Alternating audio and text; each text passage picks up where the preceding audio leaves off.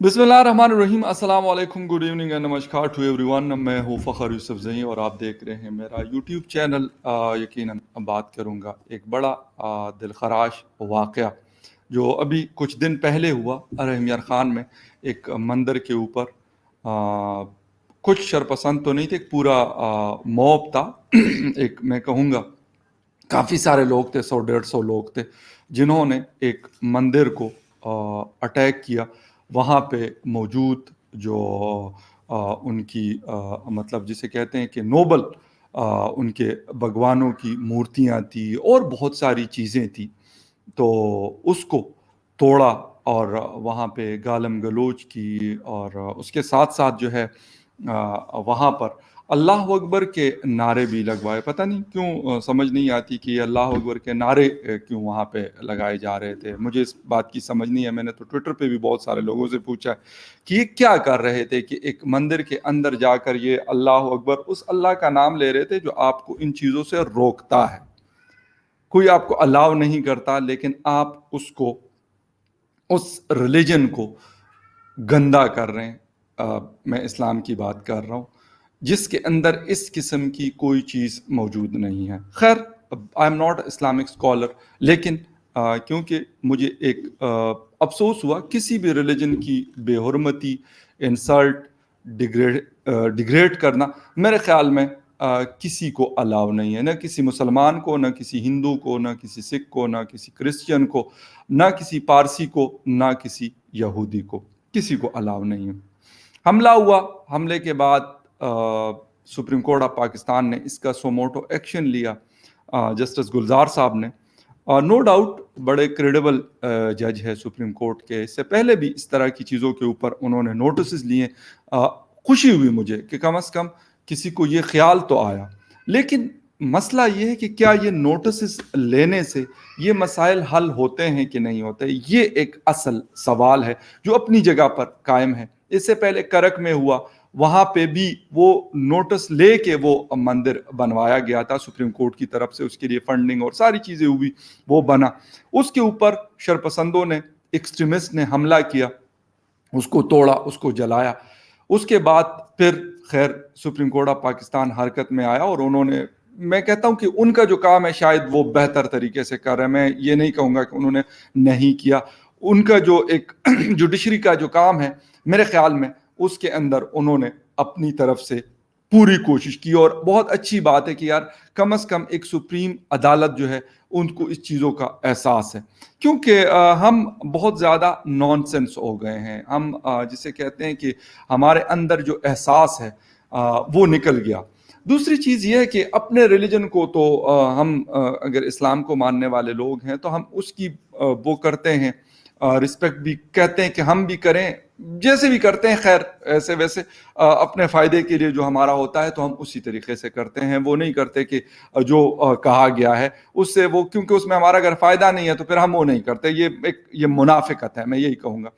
क्योंकि कुछ दिन पहले एबटाबाद में एक ट्रांसजेंडर ने कुरान की बेहुरमती की।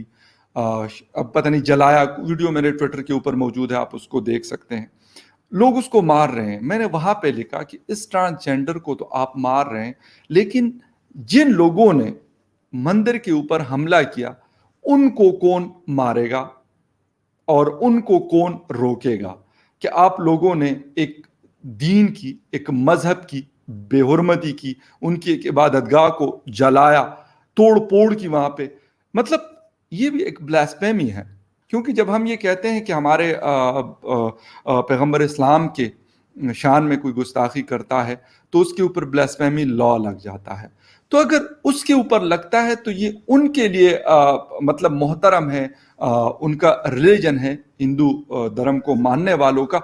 तो मेरे ख्याल में उसके ऊपर भी वही 295C और इस तरह के जो भी आर्टिकल्स हैं हमारे कॉन्स्टिट्यूशन के, वो लगने चाहिए। तो फिर मैं कहता हूं कि कौन किसी और रिलीजन के इबादतगाह को फिर देखता हूं कैसे नुकसान पहुंचाता है, कैसे तोड़फोड़ करता है और कैसे उसकी बेहुरमती करता है। सुप्रीम कोर्ट ऑफ पाकिस्तान ने एक्शन लिया। इमरान खान साहब ने पहली दफा ट्वीट की इसके हवाले से, मंदिर के हवाले से। उसके बाद नेशनल असेंबली का सेशन था पार्लियामेंट का, وہاں پہ قرارداد پیش کی گئی. علی محمد خان صاحب میرے مردان سے بلانگ کرتے ہیں اور باپ دادا کے مطلب ان کے ریلیجیس پیری مریدی والا ان کے ایک سسٹم ہے. انہوں نے یہ قرارداد پیش کی, مذمتی قرارداد, ریزولوشن پیش کی اور بڑے بھاری مارجن سے اس کو پاس کیا گیا پارلیمنٹ کے اندر. بہت اچھی بات ہے کہ وہاں پہ بھی اس کو پیش کیا گیا. لیکن اس کے ساتھ ساتھ خیبر پختونخوا اسمبلی میں بھی اس کو پیش کیا گیا مذمتی قرارداد, اور وہاں پہ بھی بھاری اکثریت کے ساتھ یہ پاس ہوا کہ ہم اس بات کی مذمت کرتے ہیں. ٹھیک, بہت اچھی بات ہے.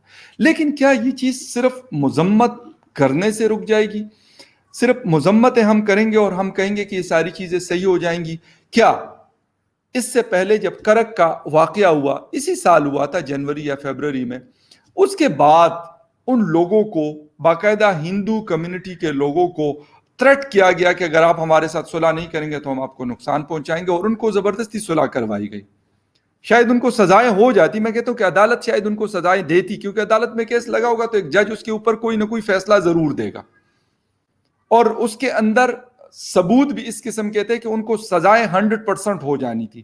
لیکن آپ نے ان کا, میں اس کو مکمکا کہتا ہوں, صلح نہیں کہتا. صلح تب ہوتی ہے کہ اگر دو فریقین کے اندر, دو گروپس کے اندر آپس میں میوچول انڈرسٹینڈنگ ہوتی ہے, دونوں کہتے ہیں کہ یار ہم نے اس ڈسپیوٹ کو ختم کرنا ہے, لیکن کسی پریشر کے بغیر, تو میں اس کو صلح کہتا ہوں. وہ ہو سکتا ہے, وہ دنیا میں شاید کہیں پہ بھی اس چیزیں سیٹل ڈاؤن, کمپنیز کے بیچ میں ہو سکتی ہے, قوموں کے بیچ میں ہو سکتی ہے, ملکوں کے بیچ میں ہو سکتی ہے.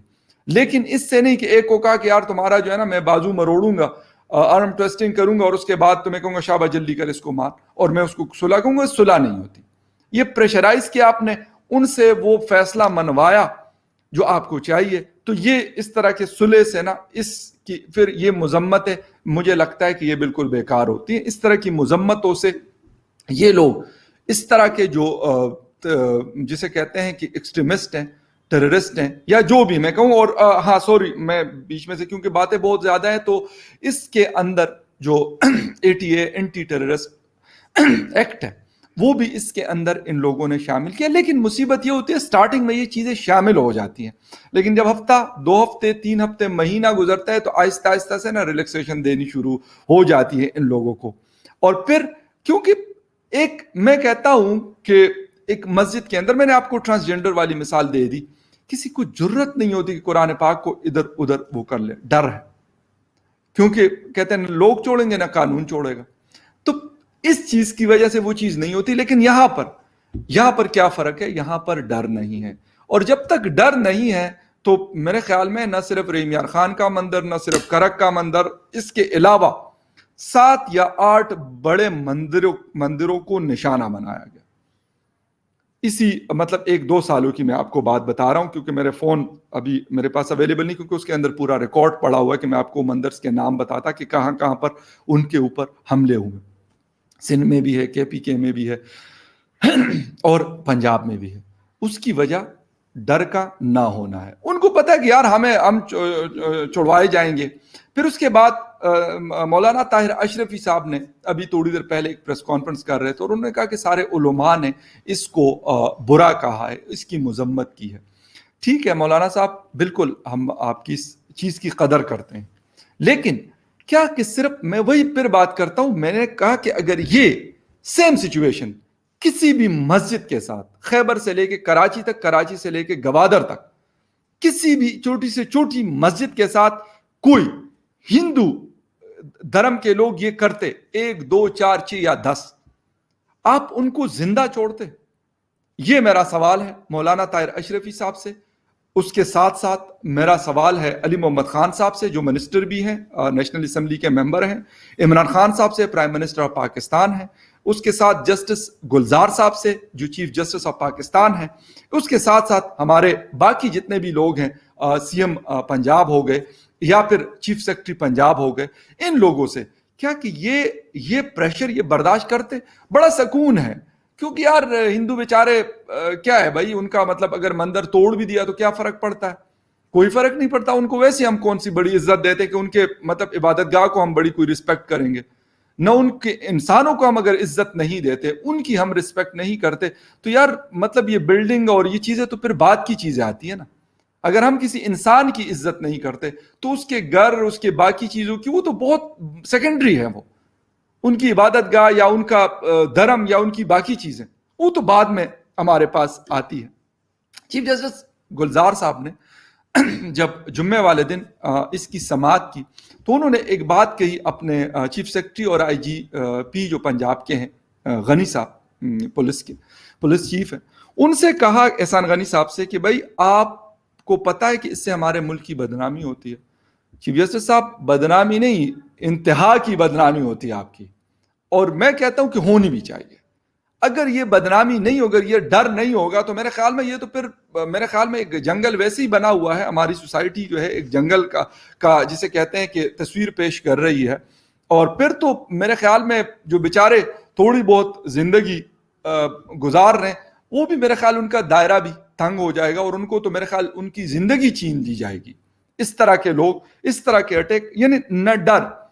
پولیس والوں سے جب پوچھا گیا، چیف سیکرٹری سے جب یہ سوال کیا گیا اور آئی جی پنجاب سے جب سوال کیا گیا کہ یار پولیس کہاں پر تھی اس وقت، کیونکہ رحیم یار خان کوئی چھوٹی جگہ نہیں ہے، ایک بہت بڑا ڈسٹرکٹ ہے، آخری ضلع لگتا ہے سندھ اور پنجاب کے بارڈر پہ، تو انہوں نے کہا کہ وہاں پہ کیونکہ 70 ہندوؤں کے گھر تھے تو ہمیں خطرہ تھا کہ اگر ہم ان لوگوں کو روکیں گے تو یہ نہ ہو کہ یہ ان کو نقصان پہنچا دے۔